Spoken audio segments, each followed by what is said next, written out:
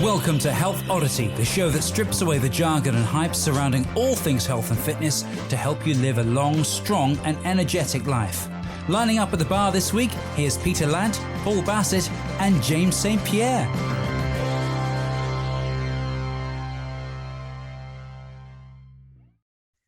Hello and welcome to the Health Oddity podcast, episode 74. Okay, we're recording this mid towards the end of January, and I've got some exciting news about some guests that we have lined up for the next 3 episodes going forwards.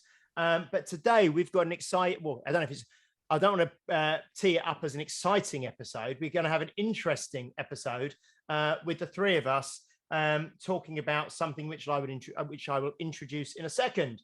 But first of all, if I introduce the usual hosts of Health Oddity and find out how they're doing this week, Mr. Peter Lantz, how are you, sir? I'm fine and dandy, thank you very much. I've got wax in my beard for the first time today, so the beard is looking. It's actually looking. If you're not watching, it's actually looking a bit. What's the actor? The Scottish guy who was in 300. What, the really good-looking bloke? Gerard Butler. In that. Gerard Butler. Him. I'll take that. Yeah, I'll have that. Yeah. The beard, very square, very chiseled. Yeah, it looks cool. Yeah, very cool. Have you ever seen people who grow their beards massive and then they go, look at me chin, and they go like that, and it's like back here. I had a goatee when I was 18, and then I realized I had such a small chin when I shaved it off. It was quite a weird optical illusion. Yeah, I'm quite.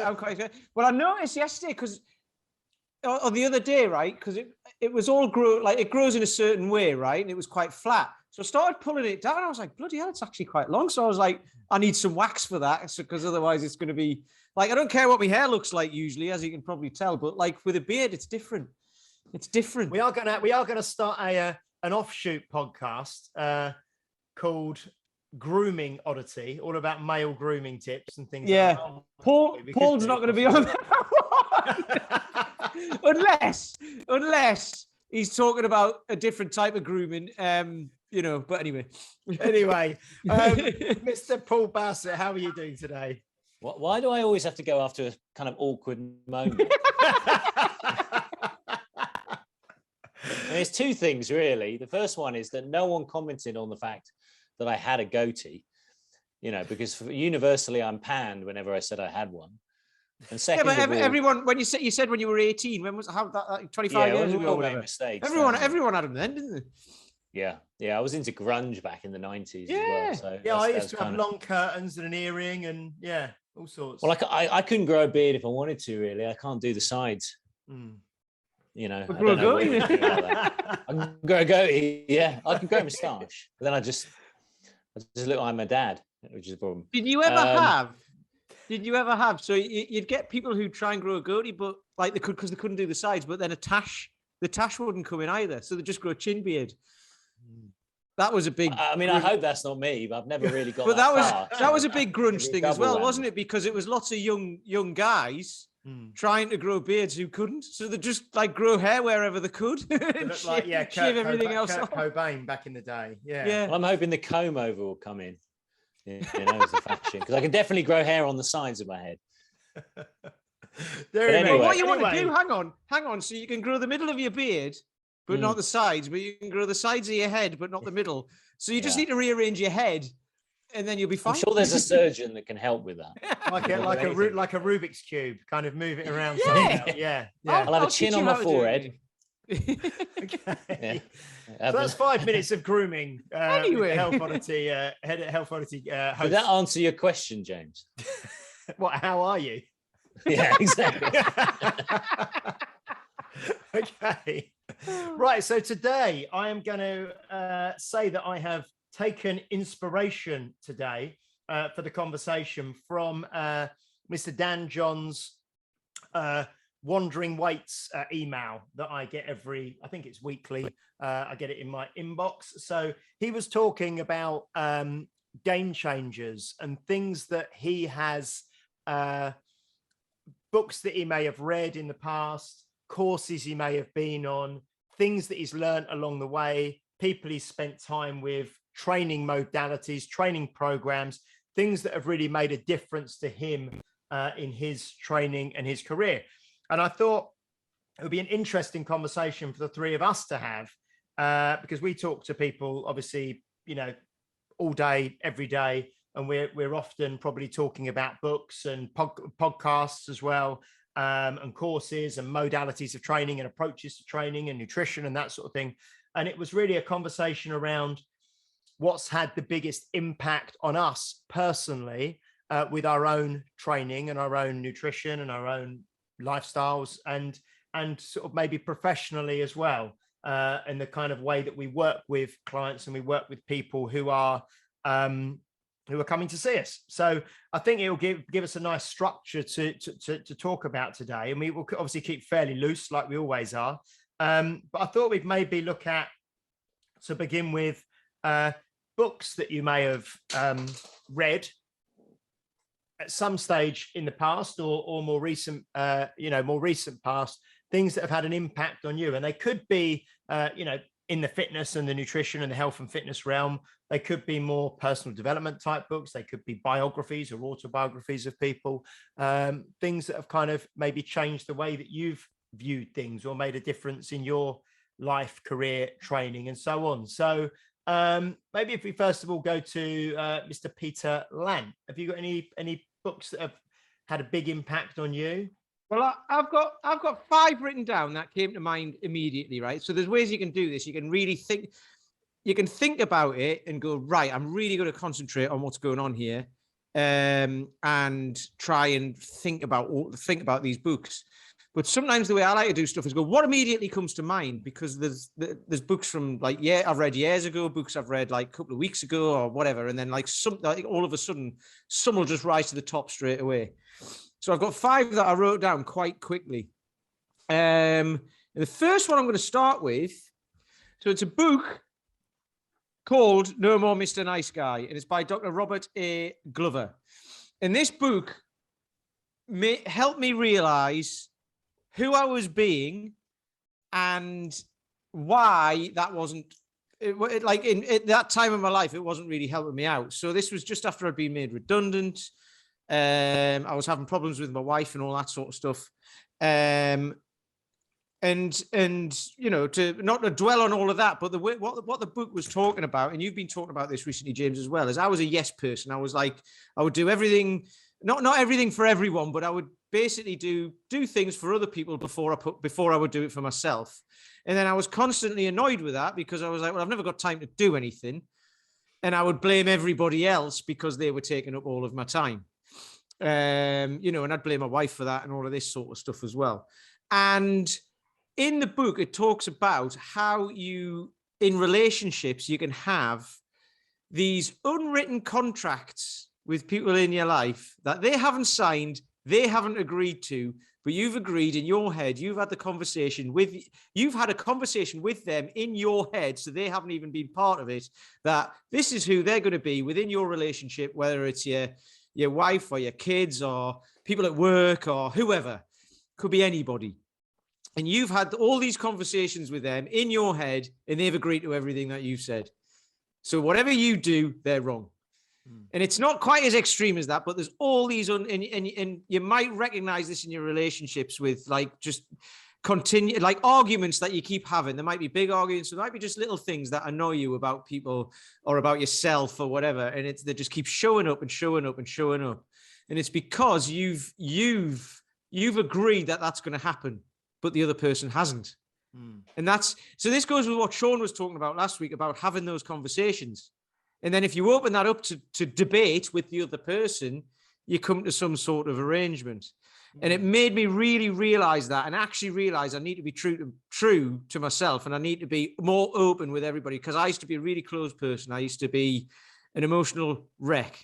And I'm not saying I'm not now, but I just couldn't tell anybody anything personal about my life. I had lots of friends who knew nothing about me. All my friends from when I was a kid know everything about me. But I had lots and lots of friends who I'd made along the way who didn't really know who I was, because I talk a lot of crap, as I do now, but I would never tell anybody anything about me and about my life. And you make very superficial friendships in that, like when you do that. So No, It's difficult as an adult, though, isn't it, to make friends in the same way you did with the kid as a kid. You know, you're either making friends with work, or if you've got kids, you make friends with other parents who have children. So the bonds that tie you together are very different. Yeah, but and it can be quite weird. if you want to form kind of, I mean, okay, some relationships are superficial, like at work and stuff like that, and you have a little chat here and there, and you've got to get on, but you've got to do the job. But you know, it's like one of those things when someone asks you, like, "Oh, how are you doing?" Some people, you know, you might just say, yeah, fine, whatever. But other people who you're talking to, so when I'm talking to the guys who are training stuff like that, you know, we all open up to each other. So when you're saying how you're doing, you really want to know, you really want to hear from them and hear what's going on in their life, and if they need any help with anything, or if they just want to talk about something. So, you know, it really made me think about things that I say to people. Not like all the time. If you're sitting with your mates and having a laugh and all of that sort of stuff, you know what I mean? But just things you can say without realizing it. And how it can affect somebody, and then it can affect lots of people, because if it affects that person, they might then go away in a bad mood and take it out on someone else or whatever. And you know, this whole thing has a snowball effect. And I've started realizing that the older I get and the wiser I get, I'm doing the quotation, the wiser I get, the more I think about that, and the more I think about if I'm going to say something to somebody who I don't know that well. I've got to try and make sure that it's not going to be something that can be hurtful, indirectly hurtful without even knowing it. Yeah. So, you know. No, that's interesting. That's great. Paul, what about you? Have you got a book that kind of jumps to the forefront of your mind when we think about books that have had an impact on you, or you know, made a game change, as it were? Yeah, I think I've spoken about it before on one of our other podcasts. So those of you who've been listening to a few of these probably know. For me, it was Born to Run by Chris Mcdougall, because it was the book that showed me a path at a time when I probably felt that there was no options in terms of my physicality. But you know, without dwelling on that one before, because I have spoken about it in detail. But what I'd liked about sense of optimism about it, and certainly in terms of where I was in my own life, I didn't have a sense of optimism around my health. So it was a massive kind of influence in my thinking.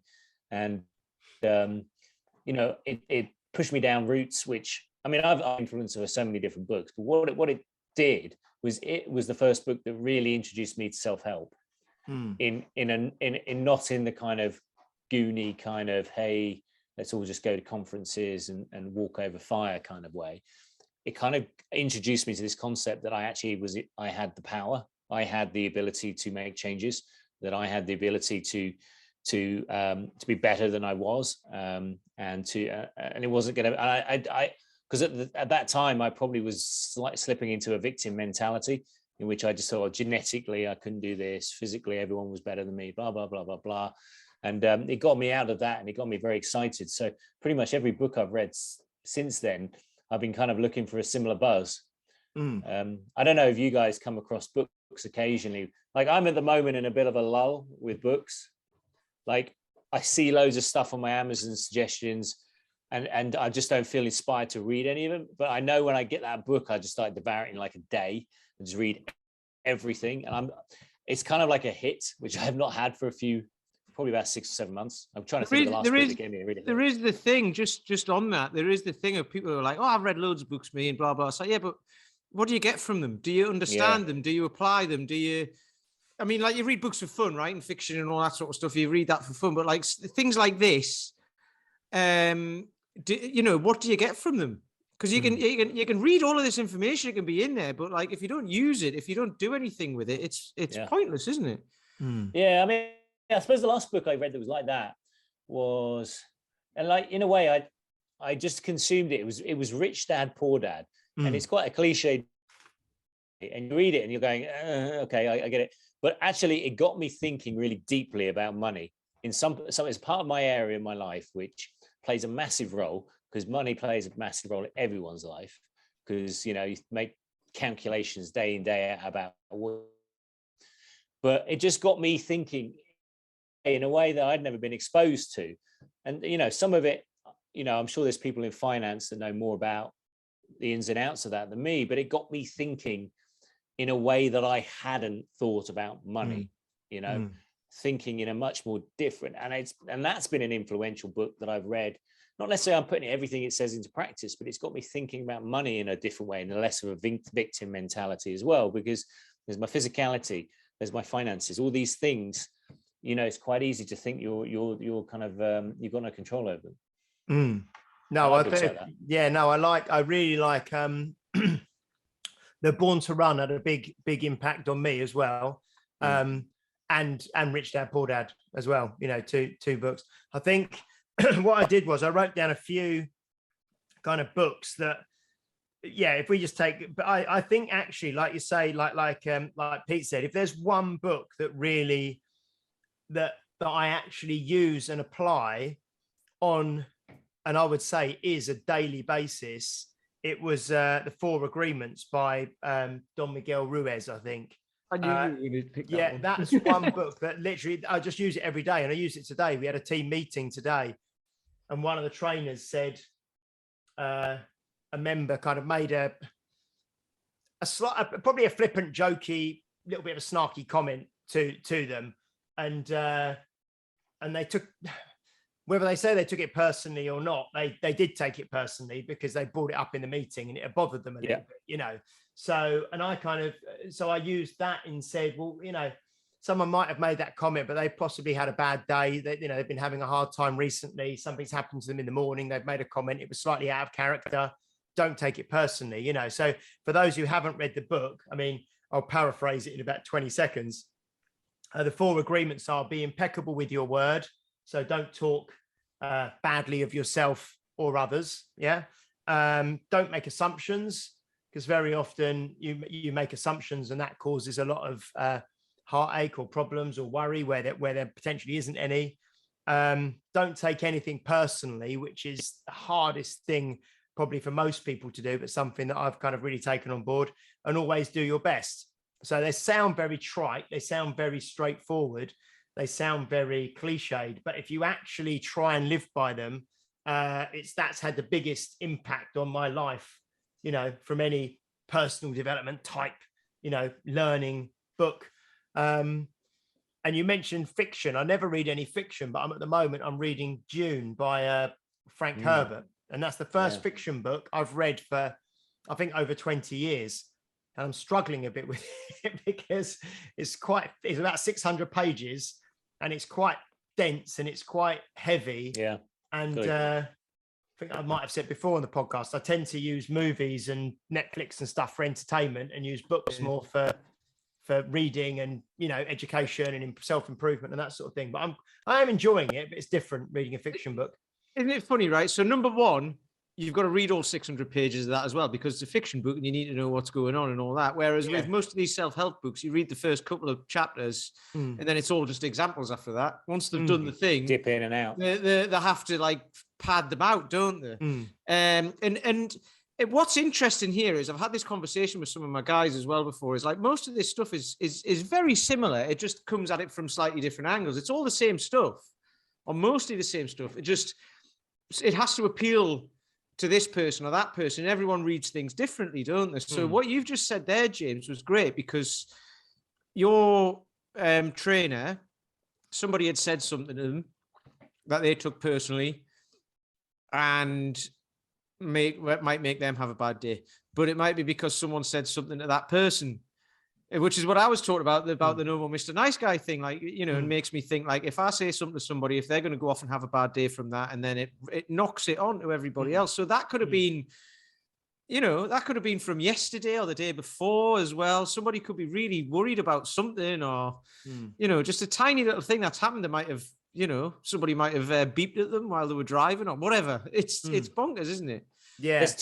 I mean, thing about fiction is it's a different mindset.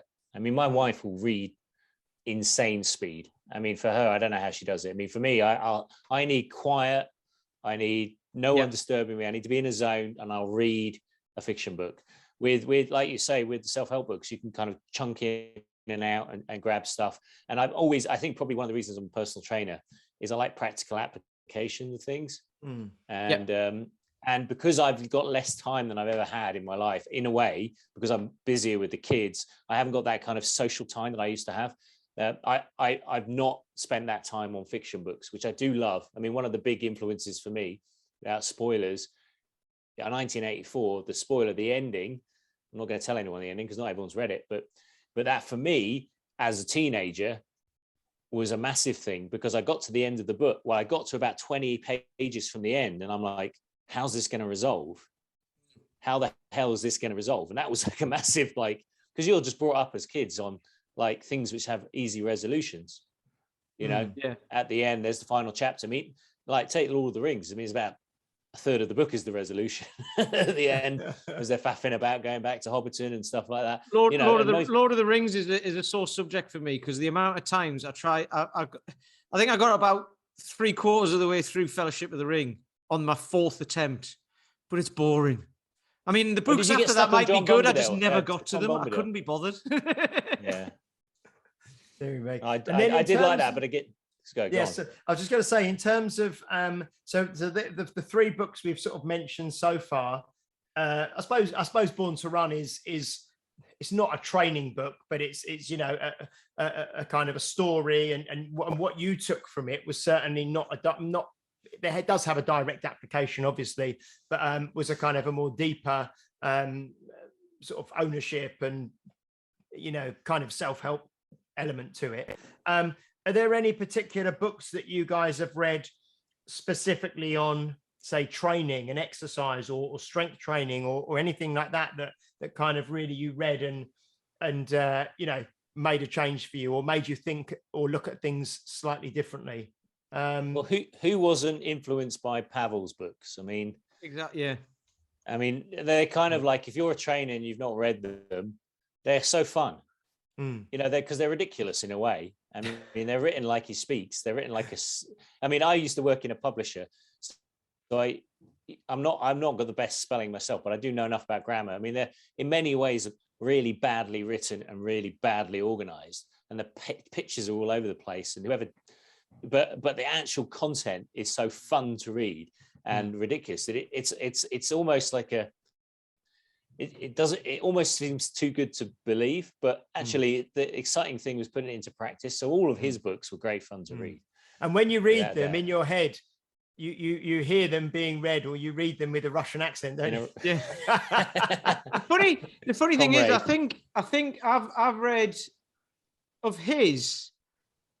Enter the Kettlebell was the first one I got. I mean, that's, I think, pretty much most people who within the industry who you speak to and that who've read any of them, that's kind of one of maybe the first one that got them into things or whatever. And then I read The Naked Warrior as well. Oh yeah, it's a good book. That was the first one I read, actually. But with training books, I don't necessarily read that many training books, because I'd rather go to the certifications or the workshops and learn and see it done. Yeah, I think like it's a funny one for me. And I keep thinking like I should read more training books, but I very rarely do, because I'd rather, like I say, go and learn hands-on. And then I get a lot more out of that. I get a lot more out of it, because a lot of these training systems as well, we can talk about this when we come to, you know, training systems that were like as well. But I usually take away, you know, you take a little bit from one, a little bit from another, a little bit from another, and you end up with like an amalgamation of all of them, because like the types of people who you train or whatever show up with similar traits, and then you're like, right, you can use this from this one, and this from this one, and this from this one, and we'll get you there. And then eventually you can start doing all the funky stuff as well. Yeah. So yeah. How about you, Paul? Anything that jumps out to you, or you mentioned training books? Pavel. Yeah, Pavel. Yeah. Is that the main? I mean, one of the reasons I got Maffetone on the podcast last year was because when I read his book, I remember reading it on a plane to somewhere. I was like, I'd gone through the Born to Run phase, and I'd listened to a podcast, and his name was mentioned, and the big book of endurance and training was mentioned on it. I bought it.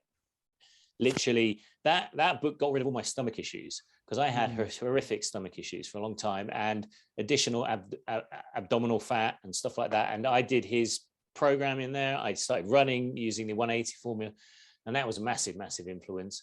And so again, like I started to be gravitating to people who were, I suppose it's a bit like outsider art, you know, it's kind of the crazy people on the thing, but actually they're the people, when you actually dig deep, those are the people who seem to be the ones getting the best results. And yeah, so that was a big part of it for me, you know, that book, massive.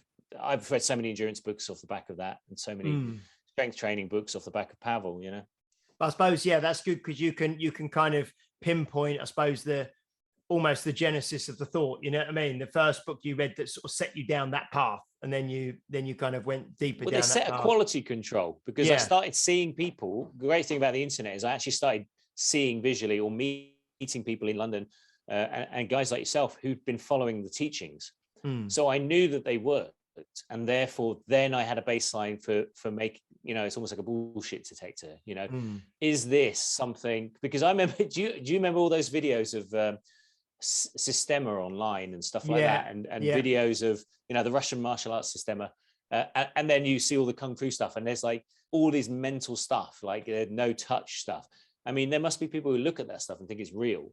And you know, it's the same with the fitness industry. It's like, oh yeah, you can do this, you can do that, and it's going to cure this, and it's going to radically, because everyone seems to, you know, come out with something that if you just do all the time is going to be the cure for X, Y, Z, and you'll never feel back pain again, or you never feel hip pain. And the Pavel stuff, you know, which led me to Dan John, the Philmathatone stuff that led me down all those paths of endurance stuff that I was researching.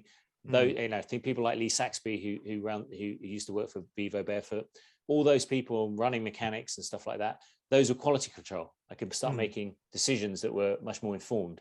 So that was quite influential. And I think, what's just kind of struck me is that the way we're having this conversation is, you know, the kind of the concept of like a marketing funnel, where you've got kind of like a cheap or a low cost sort of entry at the top, and you funnel down, and then you get to the more expensive stuff. So things like you know, podcasts and books and things, for me are a good, you know, either free or low cost kind of entry to start to find out about someone or something. And then you often go down to the next level, and you may invest in, you know, an online course or something like that. And then eventually you get to the bottom of the funnel. And I know we've all done it ourselves, where, you know, you might be spending, you know, thousands or multiple thousands of pounds on courses with someone that you've eventually kind of funneled down, and that's what you really want to know. And then that's where you find out the most information, and you get the most from. But at the top end, you might, you know, you've got lots of books, you've got lots of podcasts, you've got lots of things circling, and then you kind of decide what you're really interested in. Because for me, in terms of training, books, I think obviously, Dan John books. I've got all of the Dan John, and it's interesting because what you both spoke about really in regards to training books, like the pictures of the training and the, you know, and you'd prefer to do the courses. I think the actual training books that I enjoy, they're not really, I suppose, training books per se. They're more about coaching and about, you know, so they're not books with lots of pictures and stuff. They're more like the Dan John ones. They're talking about coaching and talking about thoughts behind coaching and programming and that sort of thing, like principle based stuff. Principle based stuff. Exactly. So then you can apply it to most training, right? That's exactly. Well, that's what I'm attracted to in terms of podcasts. You know, that's why I listen to Health Oddity podcast, because we talk about principles. And if you haven't liked and subscribed, maybe you should. Because so the Dan John books, and there's one that really jumped out at me that I read. And I can't remember. I think I was either not doing a lot of strength training at the time, or I'd kind of gone away from it. I read Dinosaur Training by Brooks Kubik, which I really love, because it really simplified training to the most basic level and just made it accessible and made it straightforward and took away all the, you know, unnecessary sort of science and fluff, and just really went back to the old school. And I really liked that And as well, the barefoot running stuff, like you say, Born to Run. I did some barefoot running courses and things, and so that was really powerful for me. But I yeah, haven't done a ton of seminars for a while, though. I mean, I've spent most of my time just trying to simplify my training, and that's why I've got Paul coaching me, because I just thought, well, why don't I put my budget towards working with a coach and see how they problem solve me? Because I had things I wanted to achieve. I had injuries I needed to overcome, and I had lifestyle issues. And so I've learned a lot from that.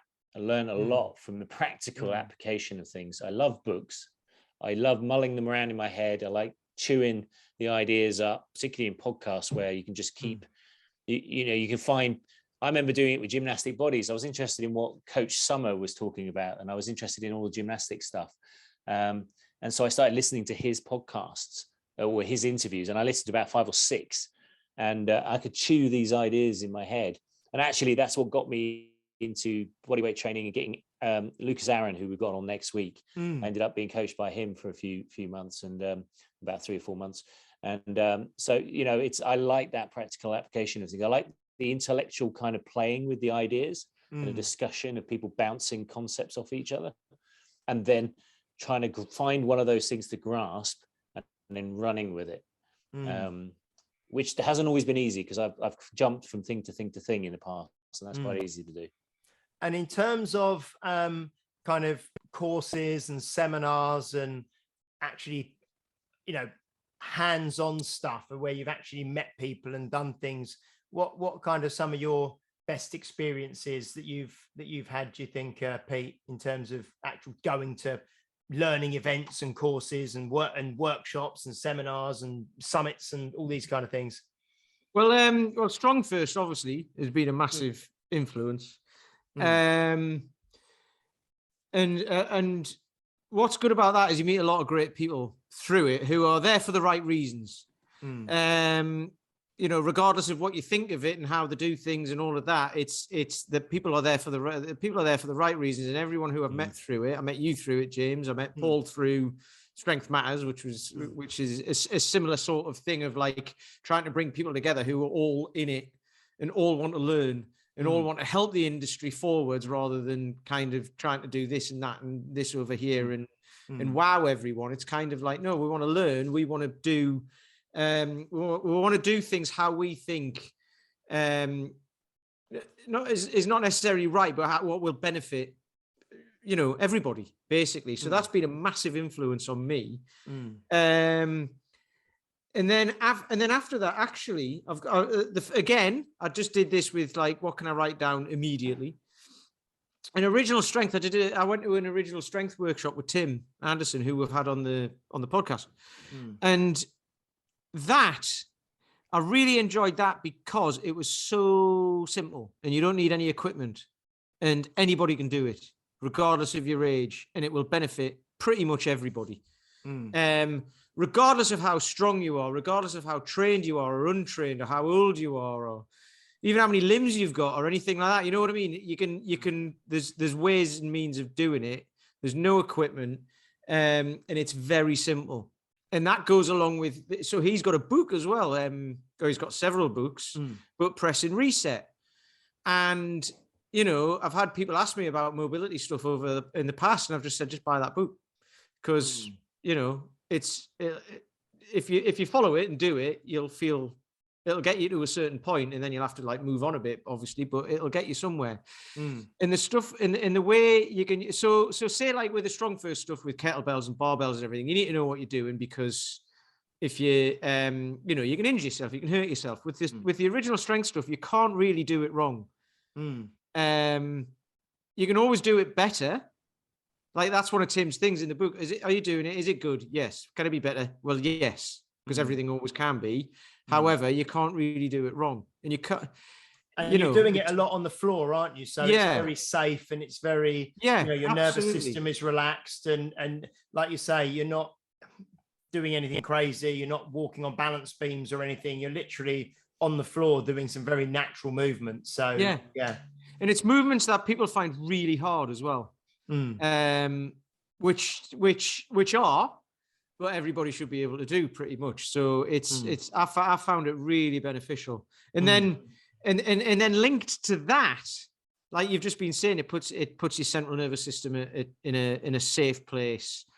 And it's movements that you should be able to do and own and breathe through and be able to hold them and all that and be able to do them relatively easily, or most of them anyway, and then you can take it to different levels. But that's so talking about workshops and stuff as well, the Strength Matters Summit, Perry Nicholson did a workshop there, and he was talking about the difference between, and I've been talking about this a lot since then as well, the differences between mobility, stability, and motor control.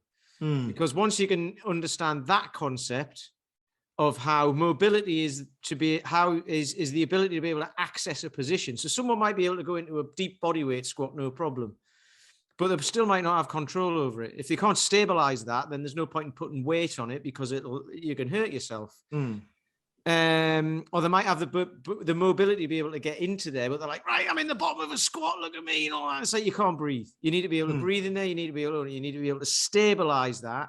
And then once you can do that, you can pattern the movement and move in and out of it under control. Then you own that movement. And that goes along with understanding that concept, then being able to do kind of like the mobility stuff and the original strength stuff, say, to be able to own the movements and do them easily and flow through them without having to hold your breath and all of that and create these compensations. And then when you add weight to it, say with like the strong first stuff and everything, then you've got a whole package there.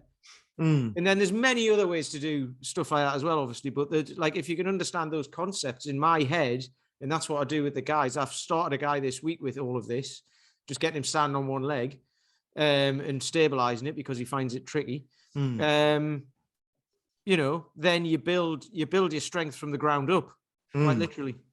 Excellent. No, that's fantastic. Paul, how about yourself? Anything that jumps out to you?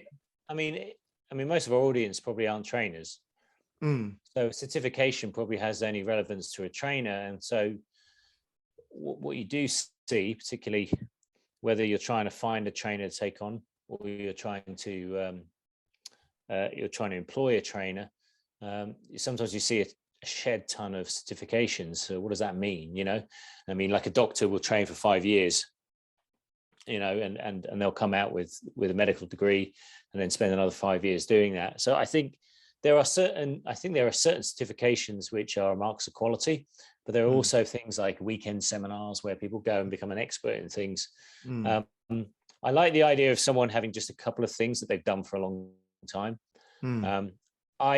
I spend most of my extra resource probably on business coaching or mentorship rather than too many seminars. I like seminars, and probably to save budget to spend on other things, I'll probably do books more. But where I've spent more money is obviously coaching with Paul, because I kind of feel like Paul's done a lot of that stuff himself. And then I've got a bit of a practical application of that. And there's a mindset part to that. And then a lot of what else would I do? I mean, obviously, like kettlebell certifications, there's a few that are really good quality. So any trainer who has like RKC, HKC, SMK used to be something that people talked about. Strong First, obviously. And then there's some stuff like IKFF. All those things are great, and there's some really good barbell certifications and things like that. I think any trainer who's gone outside the basic level 1, 2, and 3 of personal training is probably someone to talk to at least. So yeah, I go through phases where I think I'm going to spend a lot of money on something. So at the moment, I've been looking at the ATG coaching system. I thought it'd be interesting, but I haven't made a decision yet because it's I don't want to jump into it. I do a lot of the principles in my flexibility and mobility work already. It's already, for me as a business owner, I've got to have an application for it in my client base to a degree. It's not to say that everything has to have an application, but I would rather deep dive into a couple of things that I do well. I like precision nutrition because there's so much dietary misinformation out there that I've enjoyed those. and you know, and I can generally point my client to a precision nutrition article on something, whether it's keto, vegetarianism, veganism, and it will be a really well-researched piece. There are times when I'll go to other things, but you know, so things like that I like, you know, yeah.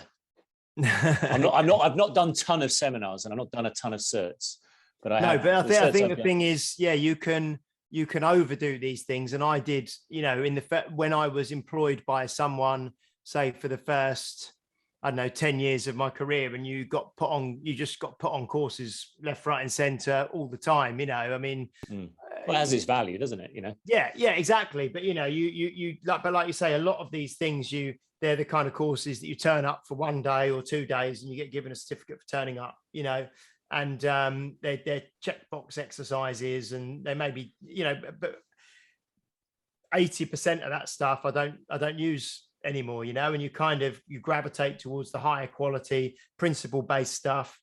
And actually, if anything, as you become more experienced, your training becomes more simple and becomes more simplified, you know, and it's, I think that's probably why we say the same thing, a lot of the same things over and over again, isn't it? You know, it's like, well, you know, Peter, what's a good certification? Probably original strength. Why? Because I actually use it. Because I actually am using it. You know? It goes with when you're reading a book, what do you get from it? Blah, blah, blah, blah, blah. When you go to one of these things, they cost a hell of a lot of money. So I'm like, what? Before I even think about putting money down for it, I'm like, what am I going to get from this, and how am I going to apply it? How does it apply either to me personally, or to the people who are trained? That's all I'm interested in. And if it doesn't, I don't do it.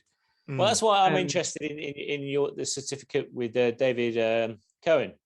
I think he'll be really interesting. I think I think his background's non-typical. I think what he's doing is certainly non-typical.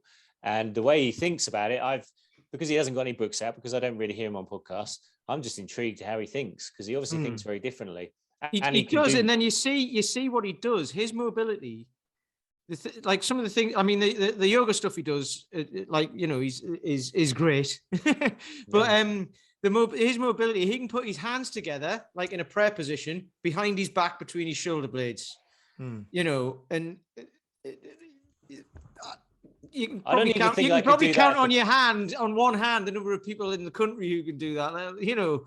And at the same time, I saw a photo of him yesterday. You probably saw it with him with a 48-kilo kettlebell above his head in a squat, in a very deep squat with a 48-kilo bell above his head. So I think the thing is that most people, or not, you tend to get people that are incredibly flexible, like yoga instructors and that sort of thing, or you get people who are incredibly strong.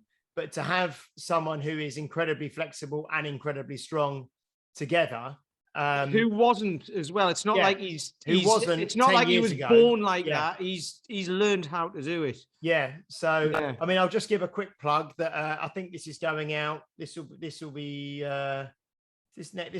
in January when this one goes out. I think. David Keown coming over from Ireland on March the 13th to do a day of kettle yoga and kettlebell sport at Unique Results in Chelmsford. The price goes up after the end of January. So I think there's only about 5 places left anyway, but it's about £149, I think, something like that. It'll be fun. I think you'll learn a lot, won't you? You know, and it'll be the three of us will be there. And it'll be really, really good. So little plug for that. Excellent. No, and that's like a proper, but it's with on that with what Paul was just saying there, and what we've all just said, which will hopefully resonate with listeners who, you know, because like we say, most of you guys aren't trainers, is, you know, you can do as many things as you want. Or you can look at someone who's done all these amazing things, like you say, loads of certifications, loads of this, loads of that, but unless you've deep dived into something, focused on something, you're not going to know that much about it, and you're going to get out what you get out of it will be reflected by what was put into it, right? How much this person has deep dived into it. But that's where sometimes you can get really confused, because you see people, you do this and this and a bit of this and a bit of this and some of this over here and some of this and some of this, and you're like, whoa, hang on. I just want to get off my arse and get moving for a start. I've no idea. So that's why when you find someone, when you do find a coach, or when you do approach someone, if they've got a kind of system and they assess where you're at, and then they're like, right. So like this guy who started with me this week, right, where are we at? And he's got dodgy ankles because he knackered them both skiing 10 years ago. So it's like, right, we're going to get you to be able to stand on one leg without wobbling around all over the shop and trying to compensate for it. And he wants to lose weight. You know, he's interested in the nutrition side and burning lots of calories. It's like, yeah, but if you can't stand on one leg without wobbling around all over the shop, all of that stuff's going to be really hard to do. Mm. Okay, they're like weight loss and that you can do in the kitchen, but the moving around, they're getting sweaty and all of that. Anybody can get you to do that, but getting you to do it without breaking your ankles again or knacking your hips because they're taking over the mobility that your ankles hasn't, or the stability that your ankles haven't got, all that sort of stuff. So there's a process there. And that's learned from, you know, going to these certifications and going to these workshops and learning this stuff, but then applying it and applying it again and again and again with different people. And I think, again, one of the things that we'll start to kind of wrap up in a minute, but one of the things that I think is really big is Chet talks about it, who was a guest on the podcast as well, where if you're looking for a coach or a mentor or someone, the ideal person is probably a couple of steps further along, or a couple of steps further along the path than you. It's not necessarily, if you're starting from ground zero, from absolute base, and you've never done any exercise or training, you don't need the greatest strength and conditioning coach in the world who works with world champions. You need someone who's a couple of notches further along the ladder than, you know, further up the ladder than you, who can help you, because they're going to have more understanding of the level that you're at. Yep. And they're also going to have more empathy with the level you're at. And also they are going to have tread the same path that you're on more recently, you know? So I think that's really, you know, some people, like you say, they make things too complicated for themselves too early, because they may think, well, I need all of this. I need to know all of this. There's so much out there. When really the first stage of the journey is it's putting one foot in front of the other, isn't it? It's getting it's the stuff that James Brees from Strength Matters talks about. It's the WWS. It's the walk, the water, the sleep. It's the, you know, sorting out the basics first and not trying to overcomplicate things and keep things nice and simple. And find a coach or a coach or a community or a mentor or a program that is right for you where you're at. And, you know, that might change as you progress through your journey. You know, you might need to look outside, and when you decide you want to specialize in something, you know, you then may need to find a coach who specializes in that. But that's probably not what you need to do first of all. You need to get a foundation and a grounding in something. One thing I was going to say, actually, that a big game changer for me, and something that changed for me about 10 years ago, was taking my shoes off, you know, and training in bare feet, you know. And again, that might, totally, yeah, that will correspond with reading Born to Run. I did some barefoot running stuff, some of the courses I've been on, but every training session I do, no matter, it's freezing in my gym at the moment, but I'm in bare feet. I'm not even in minimalist shoes. I take my, I always wear Vibrams or stuff, but shoes off, bare feet. I think it's so important. And that's a massive change that really is a game changer, I think, for me, taking my shoes off when I train. I don't know if you guys. That was a huge change for me. And then last year, I got rid of all my old trainers and everything like that I didn't wear when I was training, but I had like, not saying there's anything wrong with them, but I had like flat soled stuff anyway, like Vans and like Adidas flat shoes and all that sort of stuff. I got rid of all of them and I bought some Vivo barefoot stuff, some Zero shoes, and I wear them all day, every day, and it's changed everything. And I got a pair of the walking boots, the flat-footed walking boots, which have been amazing. I got Sean a pair for her birthday, and she was getting sore knees when she was out walking and stuff. We did a 25-mile walk in September, and she thanked me. She said, "I think that's the best birthday present anyone's ever got me." And I was like, "Oh, bloody hell, I've blown my chat. I've blown that, haven't I? Because I've got to do better than that this year." But anyway, and I'm not saying any particular brand is any better than any others, because we're not sponsored by any of these people or anything like that. But they could sponsor us. Well, they could do if they want, but those are the ones I use, and those are the ones I bought Sean, and they do make a difference. Some people don't like them, and I get that, and that's when one of my guys got given a pair for free, and he was like, "Oh, it was horrible. You could feel all the stones on the ground and everything." I was like, "That's the point." Because how many receptors have you got on your feet? Like, yeah, they are tens of thousands, isn't it? Yeah, it's ridiculous. The only thing. So there was a guy I used to work with who had a performance car. And he had his own tire pressure checker and all this sort of stuff. I was like, "Can you not just use the one down the local garage?" And he goes, "No, because they're not very accurate." And I was like, "Really?" And he was like, "The tires are the only thing that is in contact with the ground on your car. So if they don't work properly, you're screwed." And your feet, that's your feet, isn't it? Yeah. So that made me that still sits with me when he said that, and I was like, "Do you know what? He's right. He's right." Well, that's the biggest game changer for me was going to minimalist shoes. Yeah. That's what sorted my knees out from I felt like they had glass in them, that they were shredded glass in my knees constantly. And then I started using zero drop shoes, started thinking about that Keegan Smith thing, strength from the ground up. Started doing a lot of running in those things, building my foot strength up. I was obsessive about building my foot strength. And my knee pain went away. I've never had knee pain since. I used to have chronic knee pain. It's unbelievable. Well, I try to explain it to people, because some people might not be able to get it. So I try to say, if you're not watching, I'm going to hold my hands and put my fingers, bunch them up really close together, put all my fingers together. And then if you try and do a push up like that, if you just put your hands on the floor and try and stabilize yourself, that is going to be tricky. If you do that, it's going to be way easier. If you splay your fingers apart, you can't splay your toes apart in shoes that are tight. Well, I used to look at my toes and try and move them, and nothing would happen.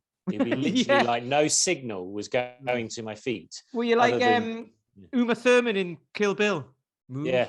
Wiggle your big toe. It was more like the men who stare at goats when they're trying to work out if they can run through a wall. Yeah. And they're just trying to stare at it. Didn't work. Yeah. I killed a goat instead, but the toes wouldn't move. I think that I know when Tracy came on, Tracy mentioned something in terms of stuff that people can instantly take away from podcasts, and hopefully on today's one, you've got some good book recommendations, some good kind of places to go and look at information, maybe ways to think about information. And then also the barefoot thing, because I get new members coming to the gym, and they'll walk in with a brand new pair of trainers on. If they've not been a member before, they go, "Oh, I'll get myself a brand new pair of trainers for the gym." They'll walk in, and I train shoes off. People are like, "Why are you training with no shoes?" Because it's not. I know some gyms, if you're in a big corporate gym, maybe they won't want you to take your shoes off for whatever reason. But if you've got somewhere, if you train at home, if you train in a studio, even walking around a garden, just shoes off as much as you possibly can. So they walk in all happy, and you going, "What the F are those? Yeah, get them off. Get out of my studio." But it's like flashing lights on and that as well. Yeah, it's like when I see though, when people do you see people trying to do pistol squats with athletic running shoes, and these thick soled running shoes, and deadlifting with thick running, shoes come off straight away. Yeah, cool. Right, guys. I just want to say, finally, let's just quickly have a little round and just see if there's any other closing kind of points that. Pete, are you okay, mate? I wrote down a closing point a while ago because I tend to rabbit on with this sort of stuff. Okay. But we've all mentioned different books. So we did this independently. We've all mentioned different books that cover similar topics, say. We've all mentioned different workshops. We've all mentioned different approaches. We've all taken different approaches through our careers. So when you're trying to decide where to begin, what to do, what your focus is going to be in the beginning, and this goes with all the saying that there's so much out there, there is something for everyone. There is something for everyone, no matter where you're at. But there's not one thing for everyone. And that's the main takeaway I would take away from this. There's something there for you. You've got to try different things and you'll find something. But there's not one thing that's going to solve it. So I'm going to do a post on this tomorrow. There's not one way to do a squat. There's not one way to do a press. There's not one way to do a push-up. There's not one particular training modality that is the one thing that is the best for everything. It's whatever's best for what you're after, because everybody's different. Excellent. And the saying may go apt for you at the moment, Pete, is there's more than one way to skin a cat. There is, yes. That's a strange saying. I mean, clearly there is, but I've never tried any of them. That is not on my radar of things that I want to start doing. No, but I mean, it was a pun to do with your skinning the cats. No, I know it was. Oh, I know it was. Yeah. Okay. Well, I don't know what you get up to in Chelmsford, James. I was going to say it wasn't a literal. It wasn't a literal. Okay. Deary me. I'll have Peter on to me. Not PETA. Right. Okay. Mr. Paul Bassett, any final thoughts? Moisturize your hands. So we're going to get onto that. We missed it. It was there. Moisturize your hands if you're doing lots of swings and snatches, and stop complaining about calluses. I don't care. Everyone's hands get rough when you swing a weight or you lift a dumbbell or something, and it's all part and parcel of it. Sometimes you have to be uncomfortable for a long period of time, for very long periods of time, as we were all talking about with our own training plans before we came on camera. So we do our moaning in private, so we look tough on screen. Wax your nipples when you go for a marathon. So don't, put some Vaseline on them, because that's awful. That's a hack. Definitely keep that one. Make sure you've got some comfortable underwear when you're squatting. And certainly what I've noticed from Fionn is you've got to get a good pair of shorts as well. So those are some hacks that's going to make your life easier. Lululemon shorts. Lululemon They can contain a lot of power. And you've got to remember to get up early so you've got time to paint them on. Spray them on, yeah. So what is it one of those models, when you see the models and they've got like the flag but they're actually naked, or they've got the football gear on, and you actually look a bit closer and actually it's just paint. You're saying that Fionn is actually naked when he's doing squats? I'm not saying anything, mate. We've just had a little insight into your web history there, haven't we? Well, you were just saying something about painting shorts on. So what I'm thinking is he's butt naked doing back squats, which is... Deary mate. Anyway, guys, on that bombshell, lead on from that one, James. We have 3 guests lined up for the next 3 episodes. So today is episode 74. Episode 75 is going to be Coach Fury, Steve Holliner from Brooklyn, New York City. We have him on next. Episode 76, I believe, is Lucas Aaron from Ranges of Strength. And the following episode 77, is going to be Dave Whitley, the Iron Tamer from Nashville, Tennessee, back with us. Okay, so we've got some great guests lined up for the next 3 episodes. Please do like, share, subscribe, leave a review if you're listening or watching on a platform that allows you to do so. And do go onto Facebook, go into groups, join us in the Health Oddity group on Facebook, and join the conversation, continue the conversation over there. You can message us. We do get quite a few messages in as well. Thank you to Little Tank, Kirsten Tullock, who messaged us earlier about with a guest recommendation. So if any of you have guest recommendations, please do let us know. And also thank you to Jim Hatcher, who sent us some information following the last podcast, which he said he really enjoyed for lots of reasons. And he sent us some great information through, which we have read, which was a lovely, lovely piece that he had written, which was really good. So do communicate with us, do keep in touch, and we will see you again next week. Take care. See you later. You've been listening to Health Odyssey with Peter Lant, Paul Bassett, and James St. Pierre. To get your regular fix of hype-free health, you can subscribe and leave a review wherever you get your favorite podcasts. You can find out more on today's and other topics at healthoddity.com or find us on Facebook or Instagram by searching for Health Oddity.